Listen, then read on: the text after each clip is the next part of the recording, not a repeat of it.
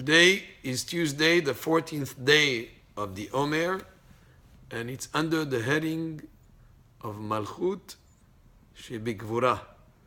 So we're just completing today 2 weeks. So when we count the Omer, which is 14 days, which is 2 weeks, and the heading is Malchut, which means kingship, sovereignty, nobility, that is within Gevurah, which means strength of or discipline.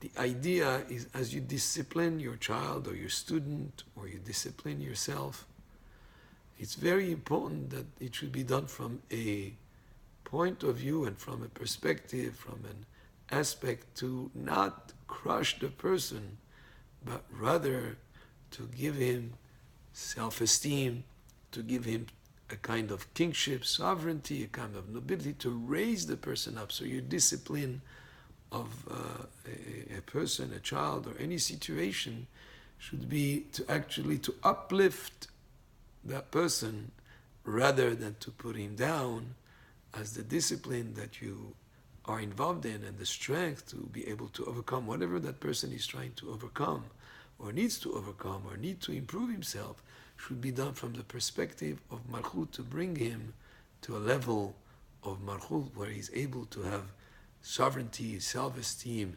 etc. So that should be really the intent.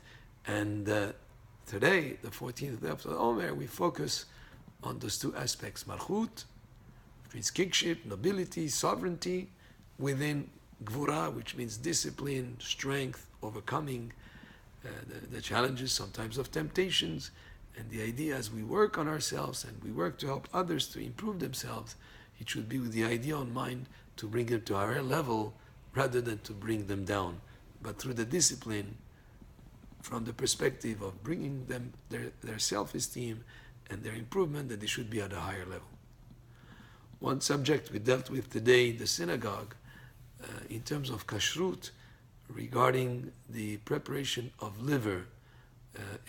When a person eats liver from an animal or from a bird, there is a certain way to prepare it before a person can partake from it.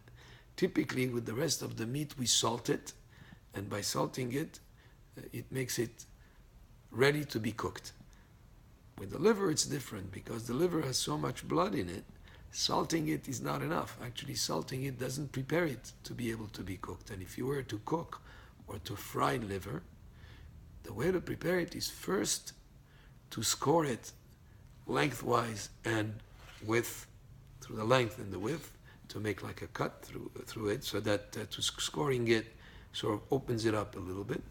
And then you roast it on an open flame, like a barbecue type of thing, where the blood will be able to drip from it.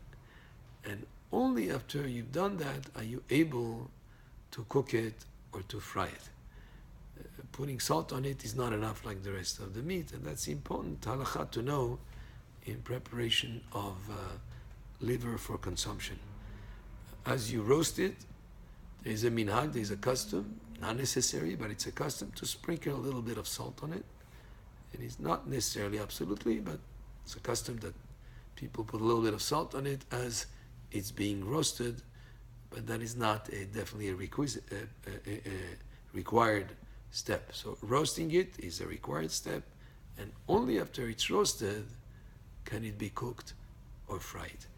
And that's an important halakha to know, even to the extent that if you did not roast it and put it in a pot to cook, it would be a situation where the pot itself would have absorbed some of that blood, and the pot would need to be kosherized.